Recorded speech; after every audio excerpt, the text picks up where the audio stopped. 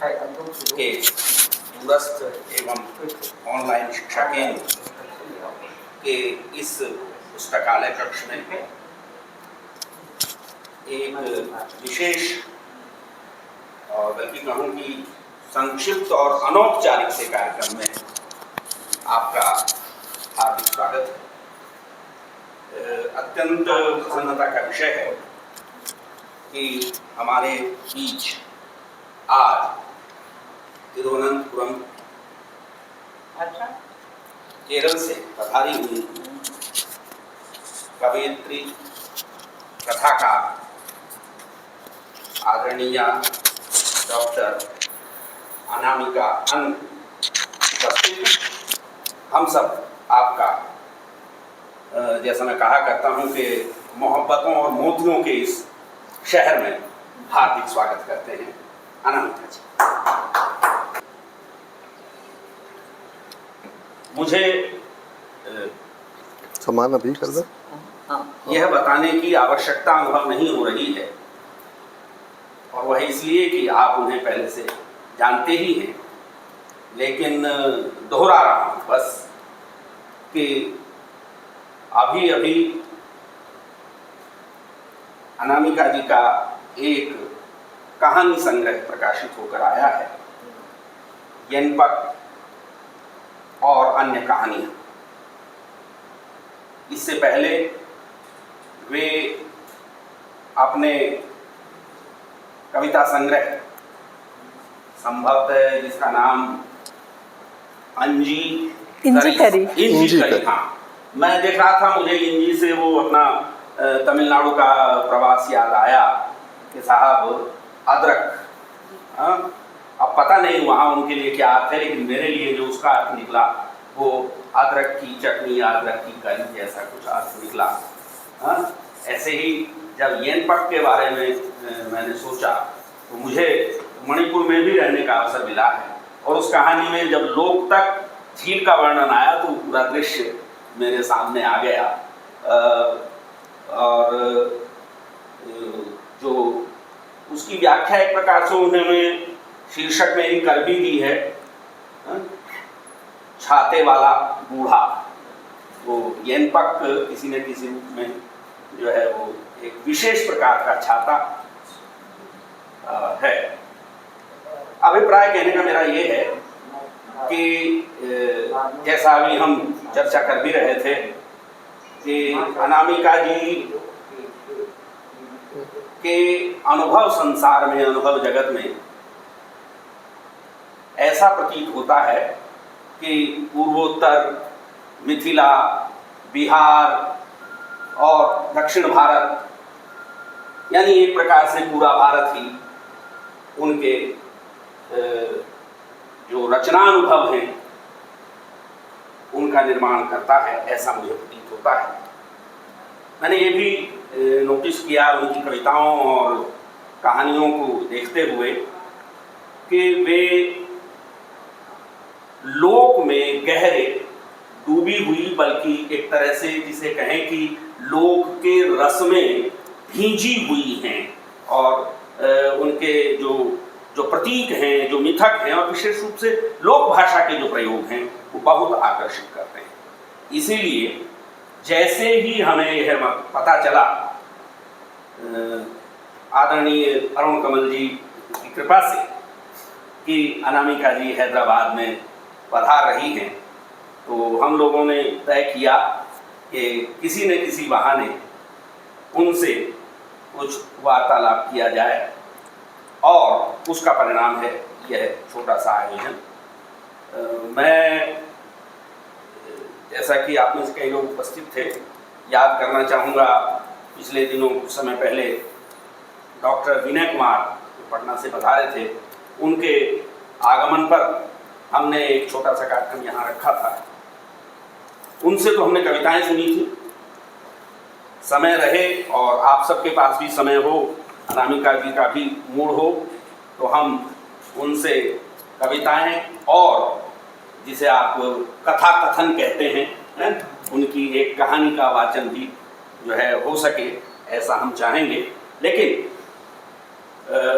इस रचना पाठ के अलावा जो महत्वपूर्ण पक्ष है वह यह कि हम आज प्रवीण प्रणव को दावत देते हैं कि वे, जिसे कहते हैं रचनाकार को भी अच्छी तरह से खंगाल करके उनकी रचना प्रक्रिया और उनके रचना जगत का अच्छे से खुलासा कराएं यहाँ वार्ता करके। ठीक है राम का ये सबसे पहले आपका स्वागत और आपको बहुत बधाई इस किताब के लिए। आपकी चर्चा थोड़ी बहुत तो हमने कर ली कि आप बिहार से हैं, फिर आपने कहा आप तिरुवनंतपुरम से हैं। अब आप क्या है वो पहले आप हमें खुद बता दें, अपना परिचय संक्षेप में, और या हम अनामिका अनु को कैसे जानें। आपका लेखन, जो भी आप अपना परिचय थोड़ा सा संक्षेप में हमें बताना चाहती हैं अपने बारे में, वो बता लें, फिर हम आगे की बात करते हैं। मेरा जन्म मुजफ्फरपुर में हुआ है, मेरी पढ़ाई लिखाई मुजफ्फरपुर में हुई है। और हाँ, मैंने मेरी शुरुआती पढ़ाई होली क्रॉस सिस्टर्स के स्कूल में हुई है और बाद की पढ़ाई लंगट सिंह कॉलेज और बिहार विश्वविद्यालय से हुई है। फिर मुझे पीएचडी के लिए department of science and technology ने इंस्पायर अवार्ड दिया, तो मेरी पीएचडी उसमें पूरी हुई। उसके बाद मैं स्ट्रेस फ्री एजुकेशन के लिए जो रिसर्च विंग थी उसमें काम कर रही थी और इसी दौरान मेरे पिता की मृत्यु हुई और फिर मुझे केरल से अपनी माँ के पास लौटना पड़ा। उस दौरान मैंने कुछ कविताएं लिखी और उन कविताओं को मैंने गूगल सर्च करके कुछ पत्रिकाएं जो थी उनमें हंस, नया ज्ञानोदय, ऐसी समकालीन भारतीय साहित्य, इनको वो कविताएं मैंने 2-2, 4-4, 5 करके भेज दी। संपादकों ने खत वापसी की खत में लिखा कि आप और कविताएं भेजें। ये अलग तरह की कविताएं हैं और इस तरह से लिखने की शुरुआत हुई। और मेरी पहली कविता माँ अकेली रह गई को भारत भूषण अग्रवाल पुरस्कार मिला। तो इस तरह से मेरा साहित्य में आना हुआ। जी जी। और इसी जगह हम हर महीने एक कार्यक्रम करते हैं जिसका नाम क से कविता है जी। और तो उसमें हम हर महीने किसी एक कवि को चुनते हैं और जितने भी लोग आते हैं सब उस कवि की ही रचनाएं पढ़ते, अपनी रचना नहीं पढ़ते कोई। और पिछले शनिवार को हमने रघुवीर सहाय पर एक कार्यक्रम रखा था और जब हम रघुवीर सहाय की चर्चा कर रहे थे तो उसमें मैंने अज्ञेय की एक भूमिका पढ़ी जिसमें उन्होंने रघुवीर सहाय के बारे में लिखते हुए कहा था कि आजकल बहुत सारे जो गद्यकार हैं, जो कहानीकार हैं, वो धीरे धीरे कविताओं की तरफ मुड़ रहे हैं। और उन्होंने ये भी कहा था कि ये पता नहीं क्यों है, क्योंकि कविताओं से कोई आर्थिक लाभ तो होता नहीं है, किसी को पैसे नहीं मिलते, जबकि कहानी में पैसे मिलते हैं और कई बार तो प्रकाशक पेशगी भी देते हैं कहानी लिखने के लिए। तो ये लोग जो कहानी लिख के बाद में कवि बन रहे हैं, ये मेरे लिए एक आश्चर्य है। आपकी यात्रा उल्टी है। आपने पहले कविता लिख ली और उसके बाद कहानी में आई हैं। तो ये जो यात्रा है आपकी, ये कैसे हुई, या इस बारे में हमें क्या बताएंगे? ये तो तय सी बात है कि मैंने दुख से उबरने के लिए ही लेखन शुरू किया और तब कहने का मन नहीं था और बेचैनी चरम पर थी। थोड़े शब्द में बहुत कुछ कहना था और कविता वो माध्यम बना होगा जिसमें हम कम शब्दों में बहुत सारा दुख, सुख और जीवन लिख पाते हैं। धीरे धीरे इस यात्रा में आपके पास दृश्य बनते हैं और फिर आप जब उन दृश्यों को जोड़ते जाते हैं कविता लिखते लिखते, तो आपको लगता है कि ये एक मुकम्मल कहानी कहती है। तो इस तरह से कहानी से कविताओं की तरफ एक स्वतः गति से मैं पहुंची हूँ और इसमें 18 कहानियाँ हैं और चूँकि ये कवि की कहानियाँ हैं तो इनमें वो कविता की लय, ताल और दृश्य होंगे। तो एक कवि की कहानी लिखने की कोशिश इसे कह सकते हैं। अच्छी बात है। एक रोचक संयोग है कि इस किताब में 18 लेख मैंने लिखे हैं। 9 रस। आपके यहाँ 18 कहानियाँ हैं जी। और मैं आपके कहानी संग्रह की बात करूं तो इसके लेखकीय वक्तव्य में आपने लिखा है, मेरे इस संग्रह की सभी कहानियां वास्तव में अर्थ के लिए तड़पती अधूरी पंक्तियों और चूक गए शब्दों की कहानियां हैं। मेरे लिए कहानी लिखना दृश्यों को बुनना है और उन्हें शलीके से जोड़ना भी। फिर मैं उन्हें स्मृतियों की बेंत पर तंबू जैसा खड़ा कर देती हूँ, किसी निर्जन घाटी में जुगनू की जगमगाहट के बीच एक कलकल बहती नदी के ठीक बगल में। तंबू जो जगह घेरता है वह रिक्त जगह मेरी स्मृतियों का प्रतिनिधित्व करती है। इसी जगह पर मेरी कल्पना हवा बनकर बहती घुमरती है। मेरे विचार और दर्शन इस तंबू में बिछौने सा बिछ जाते हैं और मेरा मन उसी एकांत में स्वयं से साक्षात्कार करता है। कितनी अच्छी ये पंक्तियाँ लगी मुझे। तो कुछ बताएं आप इस संग्रह की रचना प्रक्रिया के बारे में, या इसमें जो कहानियाँ हैं उनके जन्म लेने की पृष्ठभूमि के बारे में। इसकी जो पहली कहानी है वो है यनपक कथा। यनपक का अर्थ छाता, छाता की कहानी है। तो यनपक कथा, अक्सर माँ जो मुझे लोक कथाएँ सुनाती थी, मेरी बेटी को भी वही लोक कथाएँ सुनाया करती थी। तो मैंने कहा माँ को कि ये लोक कथाएँ तो लंबे समय से आ रही हैं, नई लोक कथाएँ नहीं होंगी। तो माँ ने कहा कि वाचिक परंपरा से आ रही है और दशकों पार करके आ रही हैं। तो मैंने कहा मैं एक ऐसी लोक कथा लिखूंगी जो मैं अपनी बेटी को सुनाऊंगी, मेरी बेटी अपनी बेटी को सुनाएगी और उनकी बेटियाँ उनकी बेटी को सुनाएंगी। तो एक दिन मुझे स्वप्न में कुछ दृश्य आ रहे थे उन दिनों, और मैं जब वो दृश्य आते थे मैं उनको लिखती जाती थी। तो उन दृश्यों को जोड़कर ये कहानी बनी है। तो ये एक स्वप्न से आई कहानी है और इसने लोक कथा का स्वरूप ले लिया। तो अब मेरे पास मेरी नवासी को सुनाने के लिए एक लोक कथा है। बहुत बहुत खूब। और जैसा सर कह रहे थे थोड़ी देर पहले कि आपके जो भी संग्रह हैं उनके शीर्षकों में बड़ी नवीनता है। अब एक तो हमारे तरफ के लोगों को इंजीकरी शब्द नया है, उस तरफ हो सकता है नॉर्मल हो, और अब ये येनपक कथा, तो येनपक तो केरल का भी नहीं है, ये आप मणिपुर से लेके आई हैं। तो ये येनपक आपने लोक कथाओं से सुना था या ये वहाँ भी केरल में प्रचलित है? तो इस तरह के जो शीर्षक हैं ये आपने सोच समझ के थोड़े यूनिक रखे हैं या इन पात्रों या इन कहानियों की मांग है कि चलिए ऐसी शीर्षक रखे जाए? मैंने पूरा देश देखा है, हर राज्य में गई हूँ।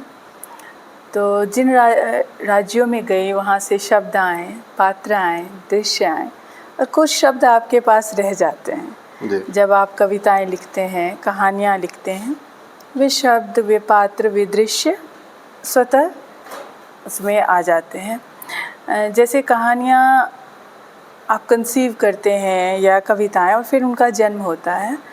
तो किताब बनने की प्रक्रिया में शीर्षक का भी आना इसी तरह होता है। और जब शीर्षक का जन्म हो जाए तो नाम तो वही जाएगा ना। तो ये बिल्कुल एक नेचुरल, एक बहुत ही स्वतः स्फूर्त प्रक्रिया होती है जिसमें किसी किताब का नाम लेखक के जहन में आता है और वही उस पुस्तक का नाम होता है। तो चूँकि हिंदी एक बहुत उदार भाषा है, इसमें अंग्रेजी के शब्द हैं, इसमें सभी बहुत सी बोलियों के शब्द हैं, और दक्षिण भारत की भाषाओं या जो उत्तर पूर्व के राज्यों की भाषाएं हैं तो उसके भी शब्द इस प्रांगण में आए तो हिंदी समृद्ध ही होगी। मेरा पहला काव्य संग्रह इंजीकरी है। इंजीकरी में अगर मैं किसी कविता में इंजीकरी लिख रही हूँ तो वो इंजीकरी शब्द ही मेरे जहन में सबसे पहले आता है, तो उसको बदलकर अदरक की करी लिखना उचित नहीं था। दूसरी बात, जब उत्तर के कवि लिखते हैं तो उनमें चांदनी चौक होती है, बरेली के बाज़ार होते हैं, और मेरा लंबा समय 16-17 साल केरल में गुजरा है। तो जब मैं लिखती हूँ तो उसमें कोनेरा का बाज़ार आता है, पालियम की मस्जिद आती है, कनंदुरा का चर्च आता है, तो अथिरापल्ली का झरना आता है। तो इस तरह से जहाँ आप रह गए, जहाँ आप रच बस गए, रम गए, तो उसकी मिट्टी, उसका फूल, उसके जंगल, उसकी पत्तियाँ, उसके लोग, उसकी खुशबू स्वतः आपकी सृजन का हिस्सा बन जाती है। इसमें कोशिश नहीं लगती या सोच समझ कर यह नहीं होता। जी। प्रेमचंद ने एक बार मैं कहीं पे पढ़ा था और उनका एक कोटेशन है कि हर कहानी में कहानीकार किसी न किसी रूप में उपस्थित रहता है। और मैं जब इन कहानियों को पढ़ रहा था तो मैं सोच रहा था कि इसमें अनामिका अनु कहाँ हैं। जैसे अगर मैं चितकबरी कहानी की नायिका जब अपने पसंद की किताबें बता रही होती है तो क्या वो अनामिका अनु की पसंद की किताबें बताती है, या जब आप काली कमीज वाला कुर्ता में प्रेम का न मिलना हो या अमोर और चमोली कहानी में बेटी का दर्द हो, तो अनामिका अनु इन पात्रों से कहीं जुड़ी हैं या कहानियों में लेखक की अपनी उपस्थिति किसी भी रूप में नहीं है? यह तो संभव नहीं है। मैंने कहानियाँ लिखी हैं तो कहानियों ने मुझसे संवाद रचा होगा, मुझसे भाषा, मुझसे शब्द, मुझसे अनुभव लिए होंगे।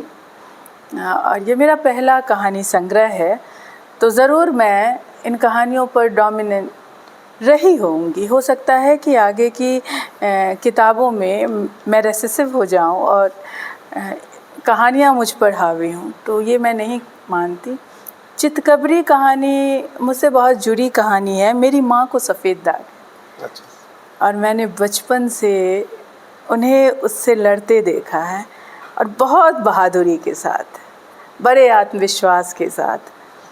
तो मेरे घर में किसी रिश्तेदार की छोटी बच्ची को हाल फिलहाल में सफ़ेद दाग हुआ और उसकी उम्र 13 साल थी। तो उसने मुझे फ़ोन करके कहा कि मैं बेटी को कैसे कन्विंस करूं। तो मुझे माँ के वो सारे स्ट्रगल, उनके सारे संघर्ष याद आए और ये कहानी उस तरह से बनी। और बाकी की कहानियाँ मेरी ना भी हों तो मुझसे जुड़े लोग या मेरे आसपास जो जुड़े लोग थे उनकी कहानियाँ होंगी। और वो आसपास जुड़े लोग ना भी हो तो कुछ दृश्य होंगे जिसने मेरा पीछा लंबे समय तक किया होगा, उससे निवृत्ति के लिए लिखी गई होंगी। बिल्कुल। एक और चीज़ आप अभी कह रही थी कि 16 वर्षों से आप केरल में हैं और मुझे वो एक धान की खेती याद आई कि उसका हम बिरवा कहीं और लगाते हैं और उसके बाद उसको वहाँ से उखाड़ के हम कहीं और लगा देते हैं जहाँ उसमें धान के दाने लगते हैं। और आप एक ऐसी साहित्यकार हैं जिसका बिरवा उधर मुजफ्फरपुर में है और अब आप केरल में फल फूल रही हैं, जहाँ से आपकी कृतियों की जो सुगंध है वो बासमती के दाने की तरह निकल के पहुँच रही है दूर दूर तक। बहुत अच्छी बात है। लेकिन जब मैं आपकी कहानियों को पढ़ता हूँ तो उसमें कहीं कहीं लगता है वो जो जुड़ाव है अपनी जड़ों से वो अभी बरकरार है, वो 16 साल बीते हों या जो भी अवधि बीती हो। जैसे मैं येनपक कथा बूढ़ा छाता वाला कहानी पढ़ता हूँ और उसमें आप लिखती हैं, वह सबकी आँखों में भगजोगनी सी भुक भुक आती रहती थी। और या काली कमीज वाला कुर्ता कहानी में पढ़ता हूँ, मन हुक हुक कर सुबक सुबक कर टहक उठता है। या मछली का स्वाद कहानी में आप लिखती हैं, उत्साह से कलेजा फूल कर पका बरहर हुआ जाता है। अमोर और चमोली कहानी में आपने लिखा, वह थोड़ी देर आसपास बउआती है। तो ये जो चीज़ें हैं वो आपको वापस वहाँ पहुँचाती हैं मुजफ्फरपुर में, भले ही आप कितनी भी देर से केरल रही हों। और तब इनको पढ़ते हुए राजेश जोशी जी ने जो लिखा है इस किताब के संदर्भ में कि अनामिका अनु की इन कहानियों में लोक गाथाओं वाली सादगी और आश्चर्य है।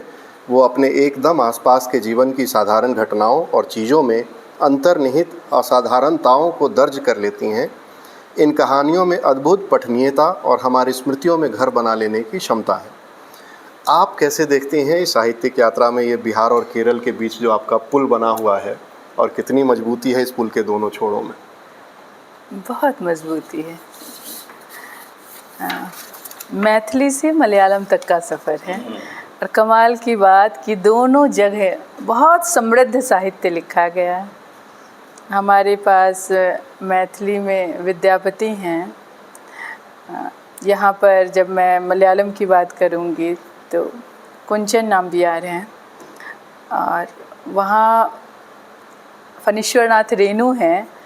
तो यहाँ तकशी शिवशंकर पिल्ले हैं, वैकम मोहम्मद बशीर हैं।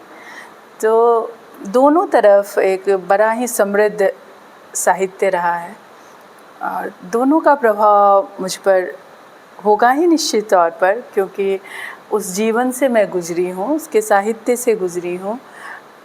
तो केरल और बिहार के पक्षी, शब्द, लोग और जीवन मेरी कहानी कविताओं में मुकम्मल स्थान पाता है।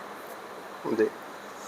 और एक और मैंने अशोक वाजपेयी जी का इस संग्रह के लिए जो उन्होंने लिखा है वो पढ़ा कि इन कहानियों की कथा भाषा में बीच बीच में ऐसी पंक्तियाँ आती हैं जो प्रसंग का एक तरह की सूक्ति जैसा साधारणीकरण करती हैं और उसे आभाषिक्त कर देती हैं। और पाठक के तौर पर इन कहानियों को पढ़ते हुए भी ये लगता है, मछली का स्वाद कहानी में आप लिखती हैं, सिंदूर में कोई जादू होता है, नन्ही चिड़िया को गुर गंभीर देवता बना देता है। या यह भी लिखती हैं कि दुखी बेटी को बाप भाई के सुख से जलन होती है, आह लग जाती है। ऐसे ही काली कमीज काला कुर्ता में आप लिखती हैं, प्रेम से अस्थाई कुछ भी नहीं, न यह ब्रह्मांड, न इस जड़ चेतन की उपस्थिति, न ही समय की व्याप्ति। इसी कहानी में आपने लिखा, प्रेम की यही तो महिमा है, रूह की ऐसी ऐंठ फेंट कर देता है कि पता ही न चले एक दूसरे का अंश कहाँ है, एक रंगा कर देता है सब कुछ। या यह भी कि प्रेमियों के बीच होती है प्रश्नों की अदला बदली, प्रेमियों के बीच होती है चिंताओं की अदला बदली, प्रेमियों के बीच होती है हुक की अदला बदली, प्रेमियों के बीच जो स्थिर रहता है वह होता है प्रेम। तो हर कहानी में ऐसी सूक्तियाँ बिखरी पड़ी हैं। तो आपके ये जो सूक्तियाँ हैं ये आपके लेखन का सहज प्रवाह है या इन कहानियों के पात्र और परिस्थितियों ने आपसे ऐसी सूक्तियों का निर्माण करवाया है? वो एक पंक्ति जो आपने कही कि लड़कियों को भाइयों के या पिता के सुख से, ये एक तरह से ताना दिया गया है। इस बात के साथ मैं खड़ी नहीं हूँ, इस बात के विरोध में आगे और पीछे की पंक्तियाँ हैं। एक स्त्री को देखने का जो सामाजिक नज़रिया है उस पर तंज कसा गया है और ये सबसे गलत बात है। जो अगर स्त्रियों के बारे में अगर कोई इस तरह से सोचता है हमारे समाज, इससे गलत दूसरी बात नहीं है। बाकी पात्र अपनी बोली लेकर आते हैं, अपने विचार लेकर आते हैं, कहानियों में अपनी जो उनकी जो पोजीशनिंग होती है या उनका जो हिलना डुलना या उनका जो चलना बैठना या उनकी जो दिशा होती है, कुछ तो लेखक की बौद्धिक और वैचारिक क्षमता तय करती है, कुछ पात्र भी करते हैं। ये एक लेन देन का मामला होता है। उसमें कई बार पात्र स्वयं अपनी पंक्तियाँ कहते हैं, कई बार लगता है कि हम उन्हें पंक्तियाँ पकड़ा रहे हैं। तो कभी कभी जब हम अपने विचारों को बहुत मजबूती से पकड़े होते हैं तो हमारी पंक्तियाँ पात्र बोलते हैं, जहाँ हम थोड़े कमज़ोर होते हैं पात्र हम पर हावी होते हैं, तो पात्र अपनी पंक्तियाँ और अपने विचार रखते हैं। तो ये लेन देन का मामला है। बिल्कुल। आपकी जितनी कहानियाँ मैंने पढ़ी हैं, लगभग सारी पढ़ गया हूँ, उनमें संवाद बहुत कम है। जो संवाद की जो शैली सामान्यतः कहानियों में देखने को मिलती है, डायलॉग्स, वो है कुछ कहानियों में लेकिन कम है। जैसे फ़ोटोग्राफ़ी में कई बार वो माइक्रो फोटोग्राफी होती है और एक वाइड एंगल फ़ोटोग्राफी होती है जहाँ पे आपके पास एक बड़ा सा फलक होता है। तो आपकी कहानियों में सूक्ष्मता है, संवाद कम है, लेकिन जो दृश्य हैं वो बोलते हैं, परिस्थितियाँ बोलती हैं। और ऐसे में अनामिका जी ने जो लिखा है कि अनामिका अनु की ये कहानियाँ चरित्र की उठान, कथा तंतु की चुस्त बनावट और सजग परिवेश चित्रण के कारण तो याद रखी जाएंगी, प्रकृति और जीवन जगत के सामान्य अवयवों की असाधारण काव्यात्मक द्युति और स्पंदन के लिए भी। तो कहानियों के लिए ये जो नया शिल्प आपने गढ़ा है उसे आप कैसे देखती हैं? उसमें यह भी कहा गया कि ये हिंदी में एक नया प्रयोग है और अद्भुत प्रयोग है। हाँ, जब ये कहानियाँ प्रकाशित हो रही थी तो हंस और तद्भव में, तो इनके संपादकों ने भी मुझसे ये बात कही थी। ये वे संपादक हैं जिन्होंने पहली बार मेरी कहानियाँ प्रकाशित की और बड़ी संख्या में की। तो ये सोच कर नहीं होता। ये कवि जब भी गद्य लिखेगा और उसने पहले कविता लिखी है तो उसका कवितापन या उसके लिखने का तरीका, जो कविताएं लिखने का तरीका है, उससे गद्य इमीडिएटली उभर नहीं पाएगा। और हाँ, संवाद कम है, ये आपने सही बात कही।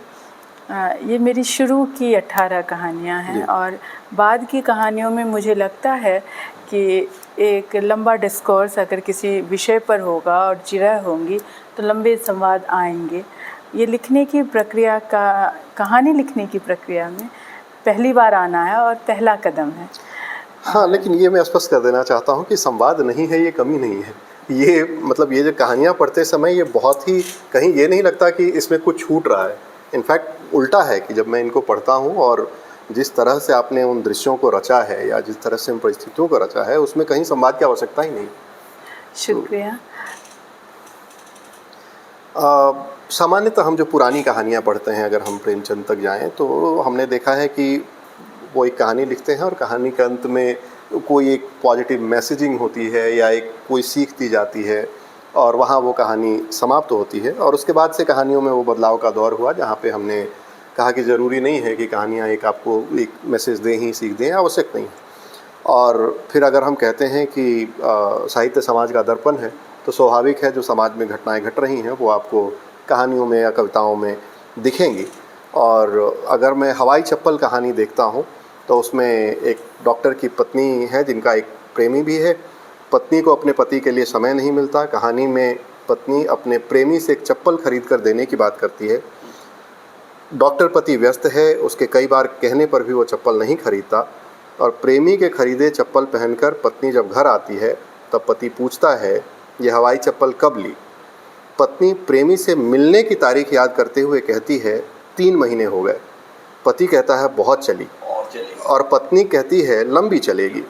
यहाँ कहानी में पत्नी के मन में इस रिश्ते को लेकर कोई तनाव नहीं है, कोई मोरालिटी प्रेशर नहीं है, वह इस रिश्ते के लंबे चलने के प्रति आश्वस्त है। तो आप कैसे देखती हैं कहानियों में इन बदलावों को?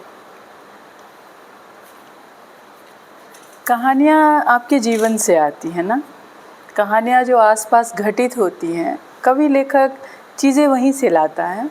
कल्पना की भी बड़ी भूमिका होती है और यथार्थ का अपना सौष्ठव है। तो यथार्थ और कल्पना के को मिला जुला कर बुनी होती है कहानियाँ। ये कहानी इस बात को भी बयां करती है कि एक व्यक्ति अपने चिंतन से, अपने जीवन में अपने चिंतन करने के तरीके के लिए, अपने विचारों के लिए स्वतंत्र है, अपनी अभिव्यक्ति के लिए भी स्वतंत्र है। और ये ज़रूरी नहीं कि एक व्यक्ति को जीवन में एक ही व्यक्ति से प्रेम हो। दूसरी बात, विवाह इंद्रियों का निग्रह नहीं है कि विवाह हो गया और मुझे अब कोई अच्छा नहीं लगेगा या मुझे कोई पसंद नहीं आएगा। आप वहाँ भी एक आज़ादी की बात होनी चाहिए। हम पशु तो हैं नहीं और पशु को भी आज़ादी होनी चाहिए, खूंटों से और रस्सी से उनकी भी आज़ादी की बात होनी चाहिए। तो एक आदमी जब एक जीवन जीता है तो कई तरह के लोग उसके जीवन में आकर उसको आकार देते हैं, उसकी भावनाओं को, विचारों को, दर्शन। कई तरह के लोग हमें अच्छे लगते हैं, कई तरह के लोग हमें ख़राब लगते हैं। जैसे हमें बहुत सी चीज़ें बुरी लगती हैं, बहुत सी चीज़ें अच्छी लगती हैं और इसका सम्मान होना चाहिए। मनुष्य के तौर पे अगर किसी को कोई पसंद है और उससे उसके जीवन में धनात्मक ऊर्जा आ रही है और तो उस बात का सम्मान हमें मनुष्य के तौर पर करना चाहिए। और विवाह की संस्था जो है उसमें मित्रों के लिए और अन्य लोगों के लिए भी जगह बननी चाहिए। ये कहीं नहीं सत्यापित हो पाया है कि 2 व्यक्ति ही जीवन के तमाम तनावों को, जीवन के तमाम संघर्षों को एक दूसरे के साथ बड़ी परिपूर्णता से संपन्न कर पाएंगे। कभी कभी 19, 20, 18, 17, 25 जगह बची होती हैं जहां व्यक्ति का तनाव खेलता है। अगर किसी एक व्यक्ति के आ जाने से वो तनाव की जगह खुशी और आनंद की जगह बन जाती है और व्यक्ति एक पूरी ज़िंदगी एक अफसोस, अवसाद में ना रहकर एक अच्छी ज़िंदगी जी पा रहा है, तो उस बात का भी सम्मान होना चाहिए। यहाँ एक स्त्री या पुरुष 2 लोगों से प्रेम कर रही है, घृणा किसी से कर नहीं रही और सज़ा अमूमन घृणा की होनी चाहिए या उसे आप एक बुरी नज़र से देख सकते हैं। प्रेम बहुत खूबसूरत चीज़ है और यह किसी का नुकसान नहीं करती, तो इसका सम्मान होना चाहिए। एक और कहानी है जिसमें नायिका राघवन को बात भी नहीं करती, वो सिर्फ उससे मिलती है, देखती है, बदन से डीओ की खुशबू आती है और वो बस उस खुशबू को पहचानती है। और उसके बाद जब वो उसको नहीं देखती कुछ दिनों तक तो वो बेचैन होती है, पार्क में जाकर दूर से देख लेती है और उसको लगता है कि हाँ सब ठीक है। तो यहाँ तो संवाद भी नहीं है, मिलना भी नहीं है, कोई बातचीत भी नहीं है। तो ये मुझे लगता है कि ये एक अलग तरह का प्रेम है।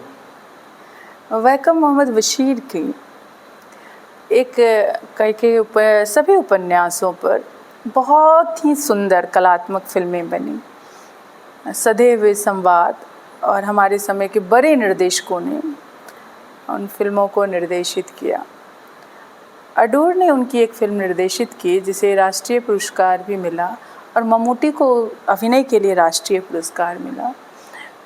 उसकी कहानी कुछ इस तरह की है कि एक जेल है, एक दीवार है, दीवार के इस तरफ स्त्री कैदियों के लिए सेल है और दूसरी तरफ पुरुषों के लिए है। एक दूसरे की खुशबू जो है वो उन दोनों को जोड़ती है। दूसरे की आवाज़, उसकी जो ध्वनियाँ हैं, ध्वनि की जो आवृत्तियाँ हैं, वो एक दूसरे को जोड़ती हैं। उनमें संवाद स्थापित होता है और फिर प्रेम हो जाता है।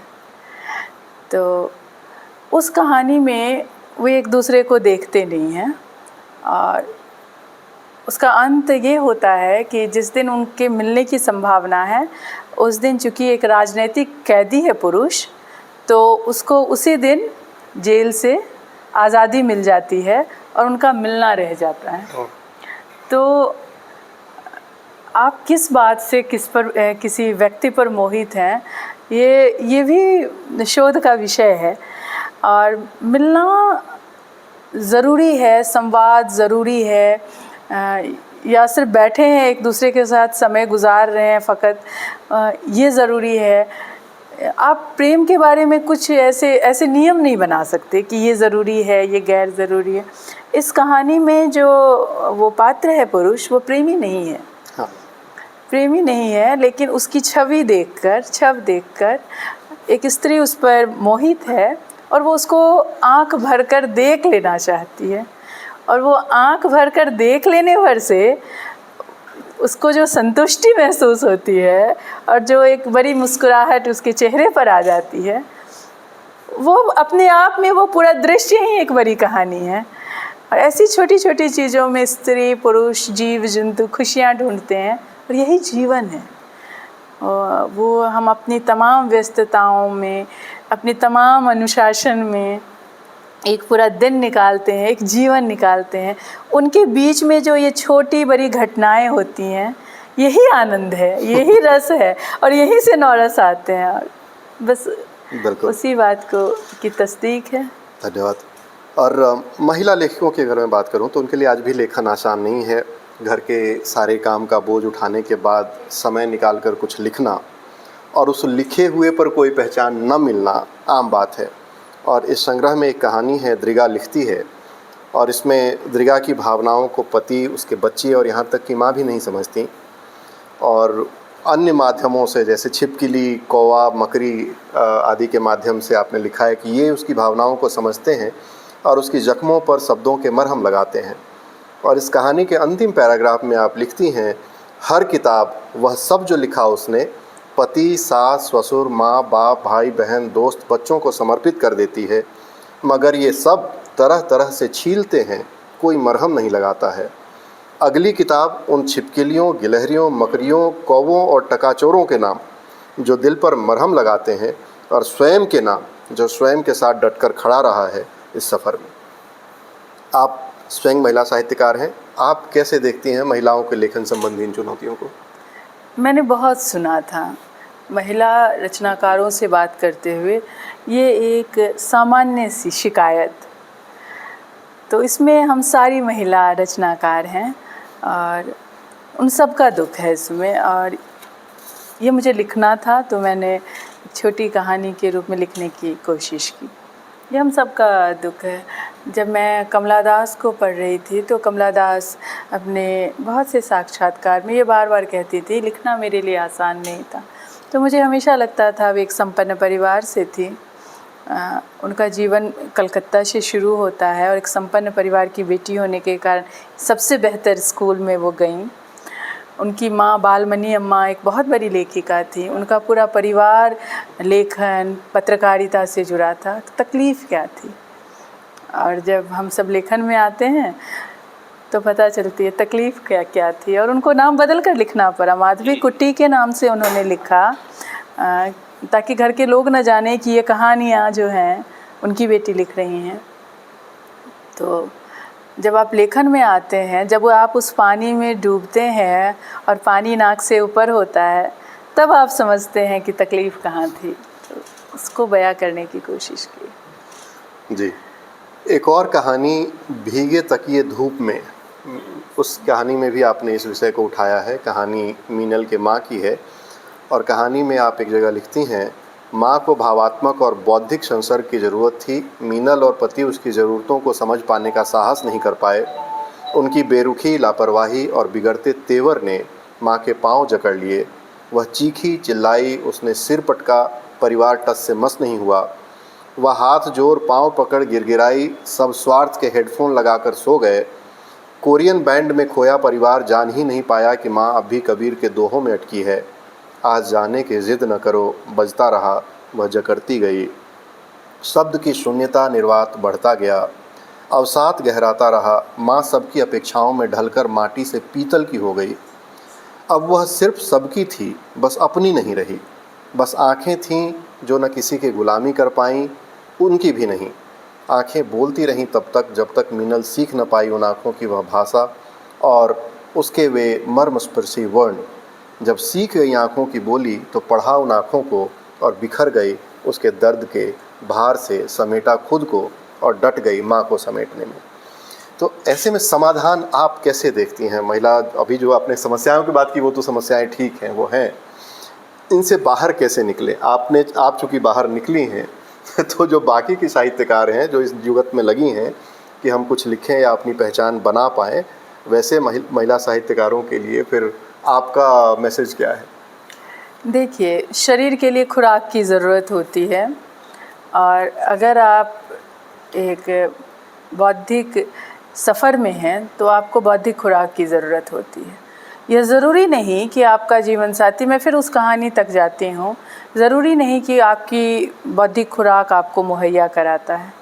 तो जो आपको बौद्धिक खुराक मुहैया कराता है, यह ज़रूरी नहीं कि आपकी पत्नी आपको वो बौद्धिक खुराक दे पाती हैं। तो जिन लोगों के पास बैठकर आपको वो बौद्धिक खुराक मिलती है, वो लेने में संकोच नहीं करना चाहिए और उसको बहुत सम्मान की दृष्टि से देखा जाना चाहिए। इस कहानी के पात्र जो है उनको पैसे की दिक्कत नहीं है, जीवन में कोई तकलीफ़ नहीं है, लेकिन एक बौद्धिक संवाद, एक संवेदन, किसी को बौद्धिक संवाद की ज़रूरत है, किसी को अतिरिक्त संवेदनशीलता की ज़रूरत है। अगर ज़रूरत है तो उसकी पूर्ति होनी चाहिए। जैसे शरीर में मिनरल्स की कमी होती है और हम मिनरल्स के टैबलेट्स लेते हैं, तो जीवन में अगर आपको भावात्मक या संवेदनशीलता की ज़रूरत है तो वो आपको जहाँ से मुहैया होती है, ये आपका अधिकार है कि आप लें। अगर तो इस कहानी में उनके जो बौद्धिक पार्टनर हैं या उनसे जिनका एक संवेदनशील जीवन चल रहा था, उनकी दूरी से उनमें अवसाद आया, क्योंकि एक सामाजिक ढांचा है जिसमें हम एक उम्मीद लगा के बैठते हैं कि विवाह जैसे संस्था दो लोगों की सभी ज़रूरतों को एक दूसरे से पूरा कर पाएगी, और ये एक असंभव सी कल्पना है जिसकी मुकम्मल तस्वीर देखने के लिए हम सब दृढ़ निश्चयी होकर खड़े हैं कि हमने शादी की तो इन दोनों की तमाम बौद्धिक, भावात्मक ज़रूरतें, आर्थिक ज़रूरतें सब एक दूसरे मिलकर पूरी कर लेंगे। ये सोचना ही अपने आप में बड़ा अवैज्ञानिक है, बड़ा गलत है। एक आदमी असंख्य भावनाओं से में पल बढ़कर बड़ा होता है, उसके सोर्सेज पूरी दुनिया होती है। आपका किसी पशु से लगाव, फूल पत्ते से लगाव, रंग से लगाव, नृत्य से लगाव, सजीव और निर्जीव कई चीज़ों से आपका जो अंतर संबंध होता है, उससे आप एक व्यक्ति के रूप में खड़े होते हैं। और जीवन का संबल जो है वो कई जगहों से आता है। तो इस बात को कि एक मनुष्य को अपने अंदर के मनुष्य को बचाए रखने के लिए जिन भी स्रोतों से उसका विकास हो सकता है, वो बीज से वृक्ष बनने की प्रक्रिया में बढ़ सकता है, उसको उन सभी जगहों से अपने विकास के लिए उन चीज़ों को लेने का अधिकार है। और वो शुक्रगुज़ार उस व्यक्ति को होना चाहिए कि ऐसे लोग इस सफ़र में थे जिसने उनको अवसाद में जाने से, जिसने उनको एक उदासी भरी ज़िंदगी लीड करने से रोक लिया। तो हम उनके प्रति शुक्रगुज़ार इसलिए नहीं हो पाते या हम उनको व्यक्त नहीं कर पाते क्योंकि ये हमारी सामाजिक ढांचे में जो बातें कही जाती हैं, जो नियम है, उसके खिलाफ लगती हैं, जबकि ये खिलाफ नहीं है, ये बराबरी में खरी चीज़ें हैं। बरगद के नीचे जो घास है विरोध में नहीं खड़ा है। तो परिवार की संस्था के साथ प्रेम और मित्रता, सहयोग, कॉमरेडशिप भी चलेगी, ये आपके विरोध में खड़ी नहीं है। ये एक मनुष्य को अपनी मनुष्यता बचा लेने के लिए, अवसाद में नहीं जाने से बचा लेने की प्रक्रिया है और इसका सम्मान होना चाहिए। बरगद के सम्मान का कहीं अर्थ नहीं बनता कि घास उससे कमतर है या उसका सम्मान कम होना चाहिए। तो मैं यही कह रही हूँ कि मनुष्य को एक जीवन मिला है, उसमें अगर उसे किसी का नुकसान नहीं करना चाहिए, लेकिन खुद को खुश रखने के लिए उसको जहाँ से जो तत्व मिलते हैं उसे लेना चाहिए और उसके प्रति शुक्रगुजार होना चाहिए। धन्यवाद। और सत्यनारायण जी ने इस संग्रह में लिखा है कि कहानियाँ इतनी सघन हैं कि पाठक एक सांस में पढ़ता चला जाता है, एक कविता की तरह। असल में तो ये गद्य में लिखी कहानियाँ नहीं, कविताएं हैं। और के सच्चिदानंद ने भी लिखा है कि अनामिका अनु जितनी अच्छी कवि हैं उतनी ही अच्छी कहानीकार हैं। उनकी कहानियों की भाषा काव्यात्मक है और उनकी कल्पना में पद्य जैसी लय है। तो हमने आपकी कहानियों की बातें की और इससे पहले कि हम येनपक कथा पे लौटें, हम चाहेंगे कि आप अपनी कोई प्रिय कविता का भी पाठ हमारे लिए कर दें, ताकि इन महानुभावों ने जो लिखा है कि आप कवि हैं या कहानियों में जो कविता है, तो हम पहले मूल कविता ही सुन लें। और आपके पास नहीं है तो इसलिए मुझे लगा था कि शायद आपके पास ना हो, तो मैं अपनी पसंद की 2 कविताएं चुन के लाया कि आपकी पसंद की हो तो ठीक है, ना हो तो फिर माँ अकेली रह गई और नुख्ता, ये 2 मैं पढ़ रहा था तो मुझे लगा कि यार तो बहुत अच्छी कविताएं हैं। कविता का शीर्षक है नुक्ता। वह अजीब था, कवि ही होगा। धूप की सीढ़ी पर चढ़ता था, रात ढले चांदनी के साथ उतरता था उस नदी के किनारे जिसके पेट में थी कई और नदियाँ। वह कहता था, चलो दर्पण के द्वार खोलते हैं, अनुवाद करते हैं आँखों की भाषा में। वैसे ओठों की लिपि भी बहुत सुंदर है, तुम्हें शायद आती नहीं होगी। मृत्यु के परे एक सुनसान रात में उसकी बालों की खुली टहनियों पर सुगबुगा उठी प्रणय उत्सुक चिड़ियाँ। उसके चेहरे पर जाग उठी मुस्कान, धीमे से नदी की देह में उतरा चांद। रात के तीसरे पहर कोई राग मालकांस गा रहा था। वाह, बहुत बढ़िया। वो माँ वाली कविता है जी।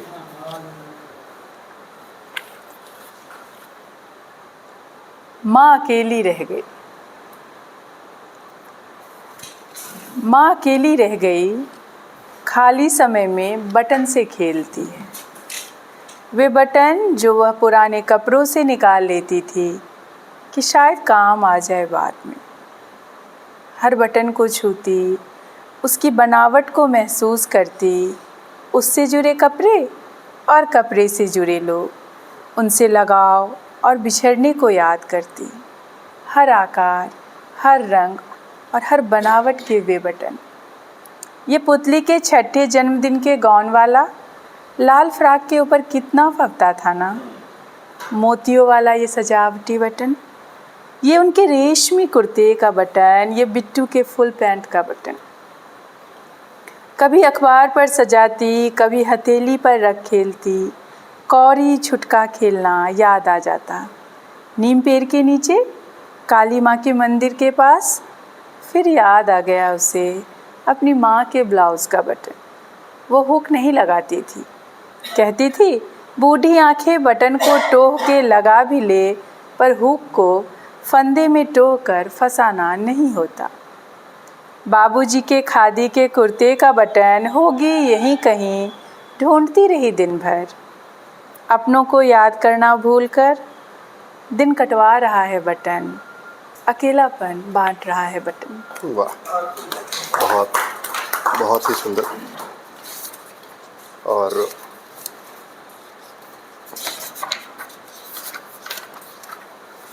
और अब इस कहानी संग्रह की मुख्य कहानी येनपक कथा बूढ़ा छाते वाले की, और इसे पढ़ते हुए उदय प्रकाश जी का इस संग्रह के लिए जो वक्तव्य है वो बहुत सही जान पड़ता है, जिसमें उन्होंने लिखा है कि संग्रह में ऐसी भी कहानियाँ हैं जो अनामिका अनु के रचनात्मक दायरे को विस्तृत करती हैं।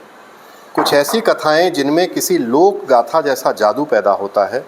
वस्तुएं और पात्र एक दूसरे में विलीन या परिवर्तित होते हुए किसी ऐसे रूपक में बदल जाते हैं जिनमें आज के समय और यथार्थ का संकेत होता है। और इस कहानी को जब मैंने भी पढ़ा तो मुझे लगा कि ये वाकई एक जादू ही कहानी है, और मैं आग्रह करूँगा कि ये छोटी कहानी है, आप अगर इसको पढ़ दें हमारे लिए तो आपके पाठ में ये हम लोगों के लिए बहुत अच्छा रहेगा। अंश पढ़ना चाहें, कहानी पढ़ना चाहें, आप जैसे भी उचित समझें। इसी कहानी को पढ़ना है। ये अच्छी लगी थी मुझे, आप कोई और पढ़ना चाहें आप पढ़ लें, आपकी पसंद के पढ़ लें। अच्छा, आपको अच्छी लगी तो मैं आपको जो अच्छी लगी वही पढ़कर सुना देती। ये बड़ी कहानी है, 2 पन्नों। मुझे अपनी सारी कहानी एक सी बुरी लगती है और अपनी सारी कविताएं भी एक सी बुरी लगती हैं, मतलब सेम इंटेंसिटी, उसमें कोई कमी नहीं। लिखने के बाद जो ही विरक्ति मुझे अपने लिखे से होती है वो मैं ही जानती हूँ। आप इसे ही पढ़ दीजिए, देखिए सबको अच्छी लगी है। ठीक है, थोड़ी देर के लिए हम सब बच्चे हो जाएंगे। हाँ आप सब बच्चे हैं, हम सबका बच्चा जिंदाबाद, हम सबके भीतर बच्चा है। येनपक कथा, बूढ़ा छाते वाला। बारिश से ठीक पहले वो आता था, डगमग डगमग करते, संभलते संभालते दर्जनों छाते पीठ पर लादे। वह एक था जो इतने रंग बिरंगे बांस और पत्ते के छाते बनाता और बेचता था। वह छाते सिर्फ और सिर्फ स्त्रियों को बेचता था। छतरियों के बंडल के साथ वह एक झोला भी अपने दाएं कंधे पर लटकाए रहता था। जो स्त्री उसका मन मोह लेती वह उसे छतरी के साथ साथ पत्थर के चिकने सुंदर खिलौने देता था। जिन्हें भी वे खिलौने मिले उन्हें सुंदर स्वस्थ शिशु साल भर के भीतर प्राप्त हुए। उसने कभी किसी अविवाहित युवती को नहीं बेची अपनी छतरियाँ, ना ही उन्हें कभी उपहार में दिए कोई खिलौने। छाते को पहाड़, झील और जंगल वाले येनपक कहते थे और उस छोटे से प्यारे आदमी को येनपक वाला जादूगर। जादूगर इसलिए कि हर स्त्री के मन में वह बस सा गया था। सबके पति येनपक वाला कहकर अपनी अपनी पत्नियों से मनोहार करते थे। स्त्रियां बारिश के उतरने से पहले उसका इंतज़ार शुरू कर देती थी। कितने भी पैसे दे दो वह पुरुषों को छाते नहीं बेचता था। वह कहता था भीमदेव बारिश लाते हैं और स्त्रियों से बहुत प्रेम करते हैं। वे बड़े नटखट हैं और उन्हें स्त्रियों से फुहारों वाली ठिठोली करना खूब भाता है। स्त्रियों के खरीदे छाते टूट न जाएं, पुराने न हो जाएं, इस चिंता में भीम ज़रूरत से ज़्यादा बारिश नहीं करते और जंगल, पर्वत, पहाड़ डूबने से बच जाते हैं। पुरुषों की खरीदी चीज़ों का कोई मोल नहीं भीम के सामने। पुरुषों का वश चले तो वे अपनी पत्नियों को भी जुए के दांव पर लगा दे, फिर दूसरी चीज़ों को वे कितना महत्व देंगे, ज़रा सोचो।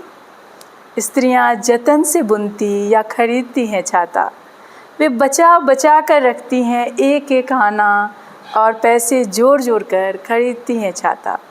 वह छाता जो धूप और बारिश से रक्षा करता है उनके बच्चों की और उनके गोद में बैठे मेमने और पक्षियों की।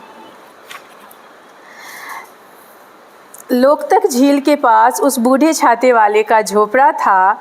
झील के किनारे चांदनी रात में बैठकर वह पुलही बजाता था। इतना सुरीला और मधुर कि अंडे धीरे धीरे फूटते और नन्ही सुंदर चूजे निकलकर झांकने लगती। द्रौपदी माला की कलियां धीमे से चटक उठती। बांस के फूल मध्यम ताल पर झरते। झील उसकी माँ थी और बांस के वन उसके पिता। किसी चांदनी रात में एक सुंदर टोकरी में बहता हुआ वह बांस के वन से टकराया और सुबह सुबह एक बूझी आंखों वाली सुंदर स्त्री उसे उठाकर ले आई। भात के मार को पिला पिलाकर उसे बड़ा कर दिया। एक बार उसे एक सुनहरे बालों वाली लड़की से प्रेम हो गया। पूरे इलाके में बस उसके ही बाल सुनहरे थे। लोग कहते हैं उसकी परदादी की माँ अंग्रेज़ थी जिसके बाल सुनहरे थे। उस कबीले में पहली बार किसी ऐसी लड़की का जन्म हुआ था जिसके बाल सुनहरे थे। वह सबके आंखों में भगजुगनी सी भुकभुकाती रहती थी। एक दिन वह सुनहरे बालों वाली लड़की गायब हो गई। लड़की क्या गायब हुई? लोग कहते हैं पुलही वाला वैरागी हो गया और छाते बुनने और बेचने लगा। राग रोशनी से विराग छाया तक की दूरी नाप चुका वह बूढ़ा वैरागी। वैरागी कैसा? उसे हर स्त्री से प्रेम था। हर स्त्री को उसके नाम की उलाहना सुनना पसंद था। हर स्त्री बारिश के आने से पहले उससे मिलना चाहती थी। हर स्त्री पिछली बारिश से अब तक के किस्से उसे सुनाना चाहती थी और अपने जन्मे शिशु को उसे दिखाना चाहती थी। वह हर बार एक ही स्त्री को प्रस्तर के खिलौने देता था।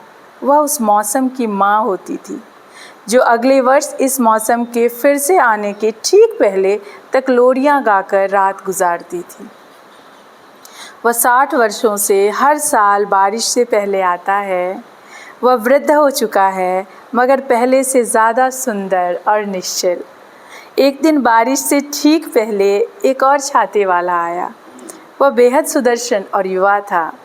सभी स्त्रियां उसे घेर कर खड़ी हो गई। उसके पास भी एक झोला था जिसमें थी कई तरह की मूर्तियां और कई तरह के गहने, ढेर सारे कंगन और पायल। उसने खूब सारे छाते बेचे और कई स्त्रियों को दी मूर्तियां और गहने। वह बहुत मनमोहिनी बातें करता था। उसकी मूर्तियां बहुत चिकनी, सुंदर और सुघर थीं। अब किसी को बूढ़े छाते वाली की प्रतीक्षा नहीं थी। एक दिन पहाड़ियों से उतरकर बूढ़ा छाते वाला आया। उसने आवाज़ लगाई, कोई नहीं आया। सबके पास नई छतरी थी। सब ने उसे अनदेखा और अनसुना कर दिया। वह लौटकर देर रात झील के पास गया। उसने भोर होने तक लगातार पुलही बजाई। आज की पुलही में कौन सा दर्द था कि अमावस्या की रात में पूर्ण चंद्रमा निकल आया। झील में असंख्य सुनहरी मछलियां तैर उठी। लगा बूढ़े छाते वाले की प्रेमिका के सुनहरे बाल चारों तरफ तैर रहे हैं। झील झिलमिला उठी। भोर में भयंकर बारिश हुई। स्त्रियों ने अपने नए छाते निकाले। वे घर से बाहर आईं और छाते धीरे धीरे गल गए। वे बर्फ़ के छाते थे। स्त्रियां दौड़कर अपने नए खिलौने देखने गई। वे चिकने सुंदर खिलौने गल चुके थे। वे भी बर्फ़ के निकले। वह नया छाते वाला काला जादूगर था। साल भर का जोड़ा गया पाई पाई बर्बाद। स्त्रियां मूसलाधार बारिश में भीगती रहीं और अचानक सब पुलही की आवाज़ की ओर बढ़ने लगी। वे धीरे धीरे झील की तरफ मुड़ी। जैसे जैसे वे झील की तरफ बढ़ती जाती थीं वैसे वैसे ही बारिश और तेज़ होती जाती थी।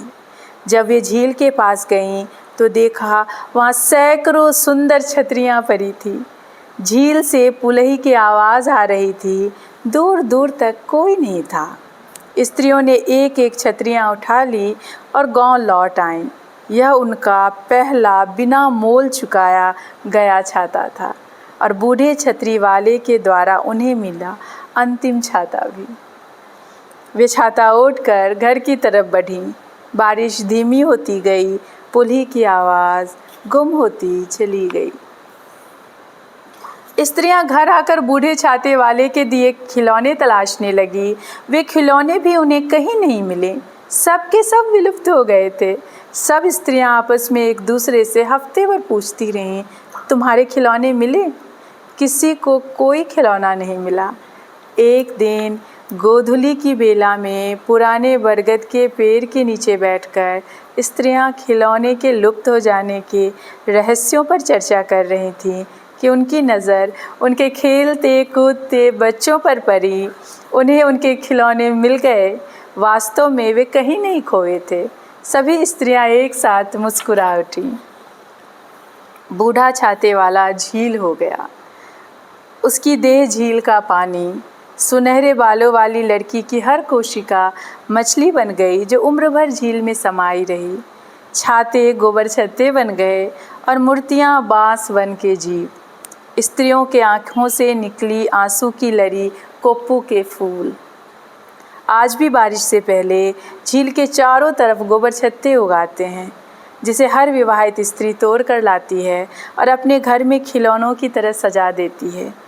उस गांव के लोगों ने कभी भी झील में मछलियां नहीं पकड़ी। बूढ़े छाते वाले की याद में बारिश के आने से ठीक पहले वे लोग रंग बिरंगे फूल झील में बहा आते हैं। तब उन सभी लोगों के हाथ में छतरियां होती हैं और स्त्रियों की आंखों में होते हैं आंसू। शुक्रिया। बहुत बहुत बहुत ही बढ़िया। चलिए, और अब हमने सारी कहानियाँ सुन ली हैं, तो अब इन लोगों को भी शामिल कर लेते हैं। आप में से अब सवाल पूछ लें। मैंने तो बहुत सारे सवाल पूछ लिए, अब कुछ रह गए हों तो दादा आप लोगों की बारी। हाँ हाँ, वो तो ठीक है। जी जी, चलिए। मैंने आपके उत्तर के माध्यम से एक चीज़ देखा कि कहीं आपके अंदर जो आस्थाएं, जो बिहार की संस्कृति है, उसे आप कई बार मरोड़ना चाहेंगे, लेकिन आपके अंदर से वो उभर के सामने आएंगे और आप नकार नहीं पाएंगे। मैंने प्रश्न आपसे रखे जा रहे थे, उसको काफी गहराई से देखा और मेरे समझ में आया। तो यह आपके संस्कार हैं, या आपके शिक्षा का प्रभाव है, या आपके वर्तमान वातावरण का की देन है?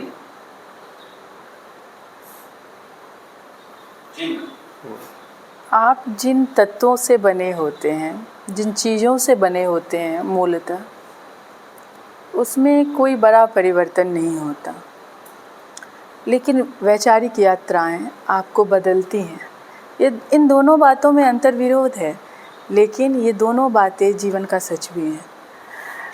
आप एक चीज़ को कई तरह से देखना सीखते हैं एक पूरी की पूरी वैचारिक प्रक्रिया में, और हर दृष्टिकोण से जब आप किसी दृश्य या किसी चीज़ को देखते हैं तो उसकी एक तस्वीर बनती है, मुकम्मल तस्वीर बनती है। और वे सारी तस्वीरें जो होती हैं वे सच हैं, यथार्थ हैं। कई बार ये मेरी पहली कहानी संग्रह, मेरी पहली 18 कहानियाँ हैं। इनमें शायद मैंने मोड़ने मरोड़ने की कोशिश की है। हो सकता है कि मेरी किसी किताब में मैं ध्वस्त ही कर दूं। आप एक लेखक कवि को, या एक व्यक्ति जो वैचारिक यात्रा में है, चाहे वो अनपढ़ ही क्यों ना हो, जिसकी चिंतन की ज़मीन उर्वर है, उस प्रक्रिया में वो कहाँ और किस पड़ाव पर रुकेगा इसको प्रेडिक्ट नहीं कर सकते। तो मेरा कहानीकार या मेरी वैचारिक यात्रा किन मूल्यों से भिड़ जाएंगी और किन को बदल देंगी, ये शायद मैं भी नहीं जानती। तो हाँ, तोड़ मरोड़ है, और शायद अगली कहानी में तोड़ भी हो। जी ठीक है। डॉक्टर जमाल साहब, आपने कहानी सुनी, एक टिप्पणी आपकी लेना चाहेंगे?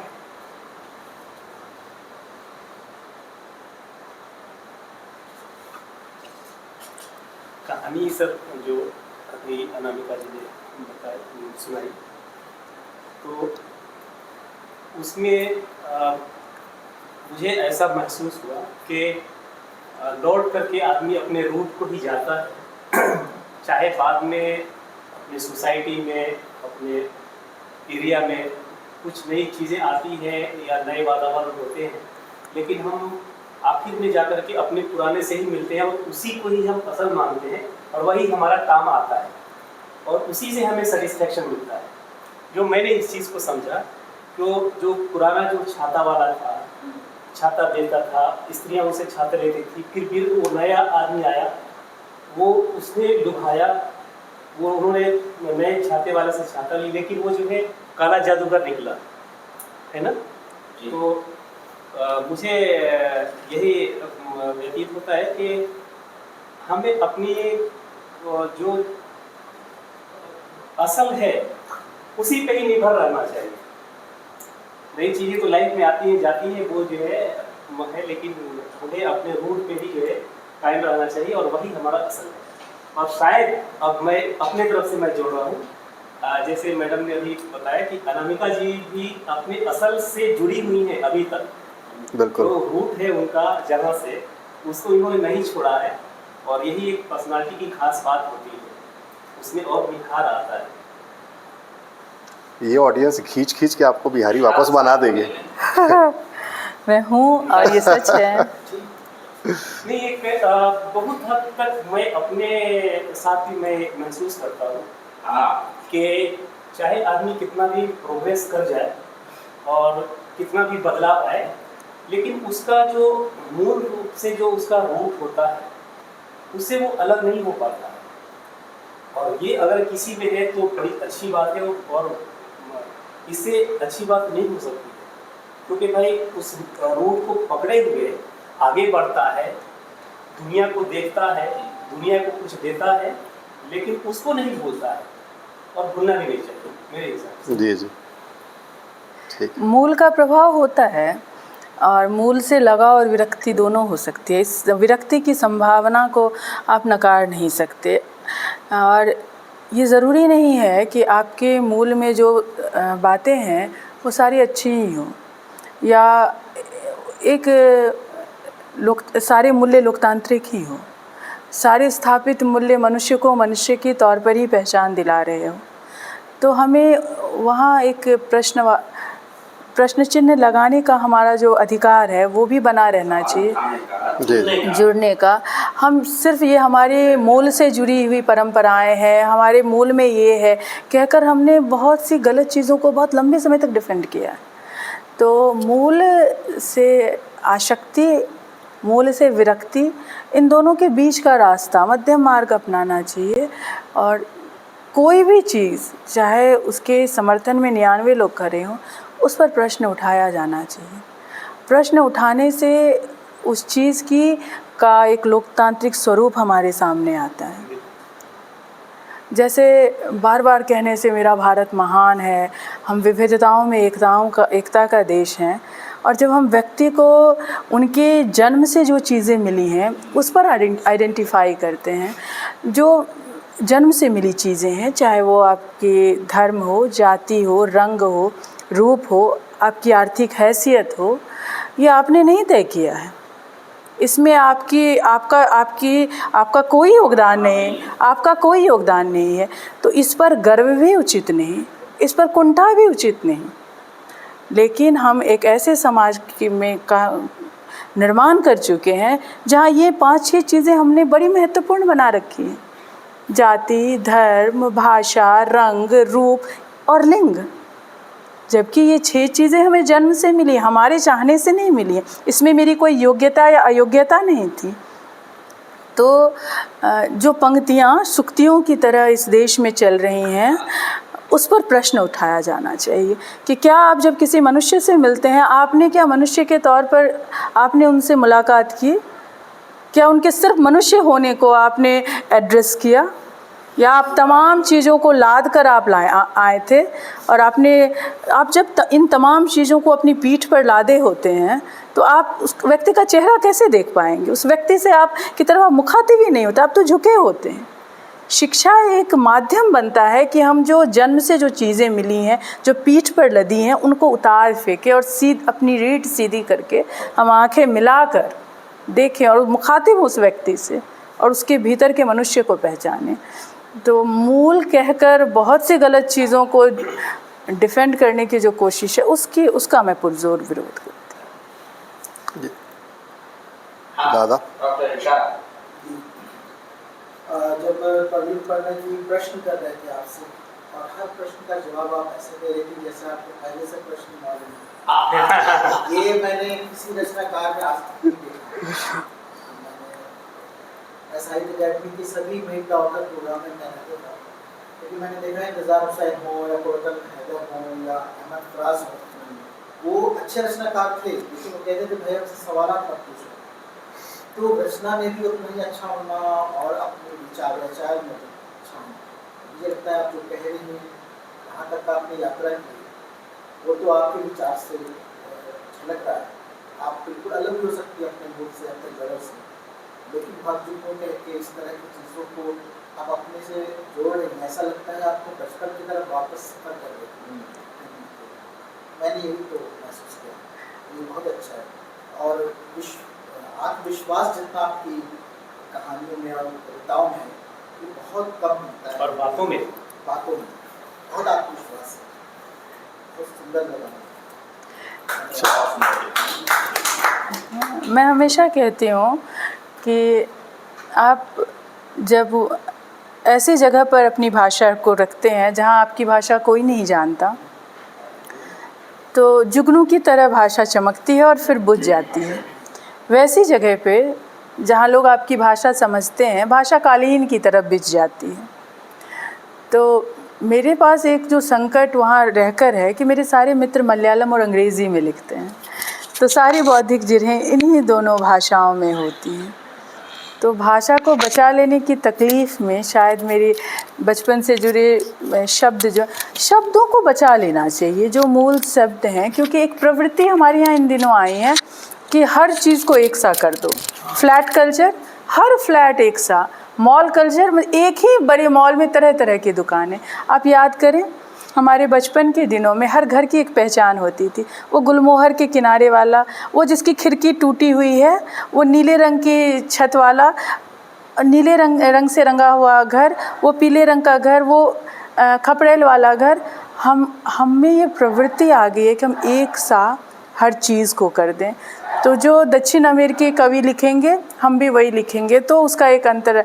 जो अमेरिका, इंग्लैंड, यूरोप में लिखा जा रहा है, हम भी जो अभी लिखा जा रहा है उस तरह का लिखेंगे। इस पर वार होना चाहिए।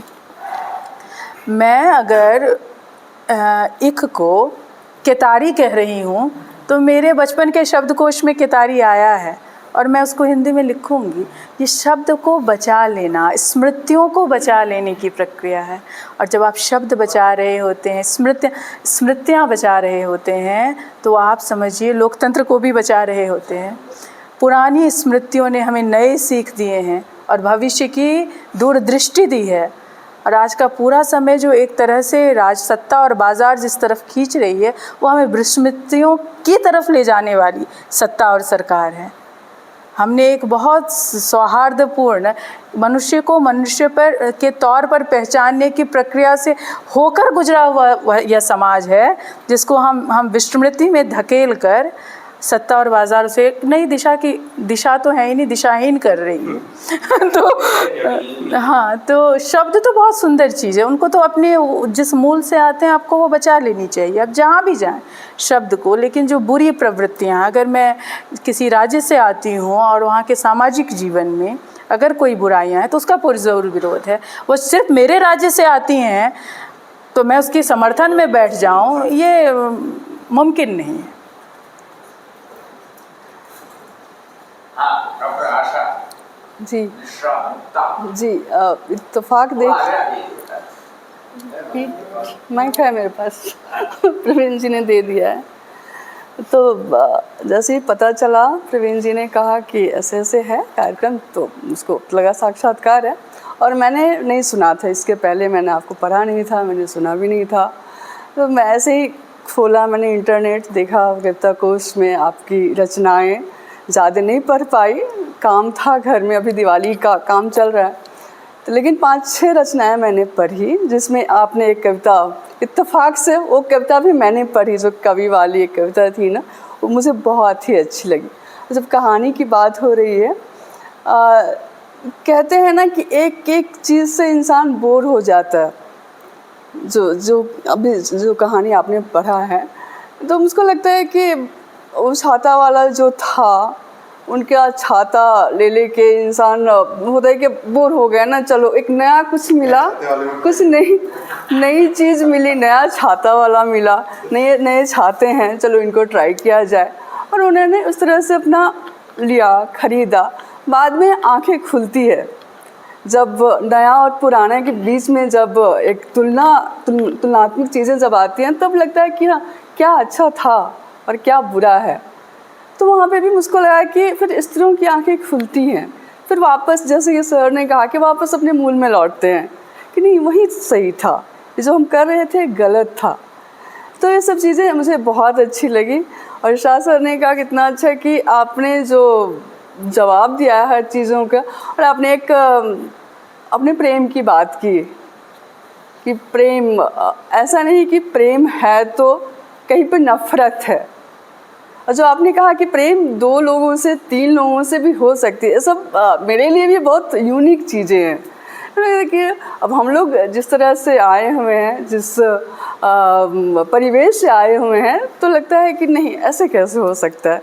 बट आपने वो लिखा है और आप वो मानती है, बहुत बड़ी बात है। बहुत अच्छा लगा मुझको, और बहुत सारी चीज़ों को मैं खुद से रिलेट कर पा रही थी। जैसे आपने कहा कि मेरी कुछ भी अच्छी नहीं लगती है सारी कहानियाँ, सारी कविताएँ इक्वली बुरी लगती है।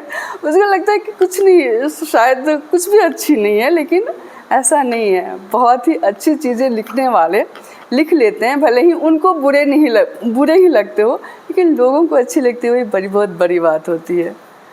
तो मेरा सौभाग्य रहा कि मैं आई यहाँ पे। आने के लिए मैं सोच भी रही थी कि पता नहीं जा पाऊँगी, नहीं जा पाऊँगी, बहुत सारा काम था घर में। जैसे आपने कहा कि स्त्रियों, आपकी कहानी में भी प्रवीण जी कह रहे थे कि स्त्रियों को सब काम से निपट के उसके बाद उनको बौद्धिक विचार आने चाहिए ताकि वो कुछ लिख पाएँ। तो वो लिखने के लिए समय निकालना पड़ता है। समय निकालने के बावजूद दिमाग में तो आना चाहिए ना पहले। ये सब चीज़ें हैं, तो आपने कैसे ये सब हैंडल कर लिया और आपको कैसे आ गए ऐसे बौद्धिक विचार जो आपने लिख लिया? यहाँ मैं 1-2 बातें आपको कहना चाहूँगी। ये जनपद कथा, लोक कथा लिखी गई है, इसमें ये ज़रूरी नहीं जी कि जो नया आया हो हर बार गलत। जी, हो सकता है जो नया आया हो पुराने से बेहतर हो। जी, ये तो एक कहानी है, एक घटना है, इसका उलट भी हो सकता है। जी, तो यहाँ विकल्प मैंने आपको दे दिया है। ज़रूरी नहीं है जो नया आएगा। कहते हैं कि सब्ज़ी में के बाज़ार में जाओ तो शुरू के सारी सब्ज़ियाँ सड़ी ही होती हैं, बाद में अंदर घुस के जाओ तो अच्छी सब्ज़ियों की दुकानें दिखती हैं। तो ये बात नहीं है कि पहले वाला ही अच्छा होगा। आपके जीवन में बाद में भी जो लोग आएंगे, और एक से एक बेहतरीन लोग आपके जीवन में आएंगे। और यहाँ एक दूसरी बात, स्त्रियां बौद्धिक होती हैं, अनपढ़ हो, वर्ण ना आता हो तब भी। कैसे, मैं बताती हूँ। पुरुष जो हैं वे स्कूल, विश्वविद्यालय, किताबों के पास पहले गए, पोथी पढ़ जगमुआ पूरी। लेकिन हम दुख की पाठशालाओं में, अभाव के विश्वविद्यालय में बड़ा लंबा पढ़ कर आए, और दुख जो है वो आपके चिंतन की ज़मीन को उर्वर करती है। हमने अपने चिंतन से धैर्य अर्जित किया है। हम क्रोध में भी बसों में आग नहीं लगाती, किसी बच्चे का बलात्कार नहीं करती। आज भी पुरुष 80% से अधिक अपराध में पुरुष इन्वॉल्व्ड हैं। तो जो पोथी ना कर सका, जो विश्वविद्यालय ना कर सका, जो किताबें ना कर सकी, जो देश दुनिया की यात्राएं ना कर सकी, घर में बंद दुख और तकलीफ सहकर हमने वो बौद्धिक यात्रा पूरी की, जिसमें सहिष्णुता रही, जिसमें धैर्य रहा, जिसमें जीवन को बचा लेने की का साहस रहा, तो हम बड़ी बुद्धिजीवी हैं। I am quite sure about it. तो चाहे हम पढ़े लिखे हैं या